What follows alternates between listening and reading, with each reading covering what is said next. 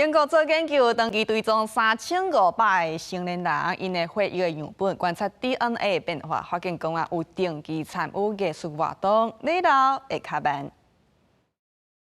華裔創作家張素君3月佇咧香港展出的書法創作展，結合佳期的手骨來鬥相共創作，展現傳統藝術甲現代科技的結合。進入展場欣賞藝術，除了會當熟悉大千世界奧妙，即馬研究佫較發現，定期參加藝術活動會當延長人的老化，互生理的年歲佫較少年。Influences our mood, which affect biological processes like inflammation in our immune system. And these physiological processes, these hormones and these inflammatory markers, influence which parts of our DNA undergo this process called methylation. 英國倫敦大學學院有一個刊佇咧創新高齡化期刊的研究，這個研究長期追蹤3556個大人血液的樣本，了後發現，若准有定期參觀畫展、閱讀或者是聽音樂的人，會當減少壓力荷爾蒙皮質醇的分泌，讓人體 DNA 出現變化。每一當衰老的速度會當延長4%，啊，若生理的年歲比一般人少年差不多1歲，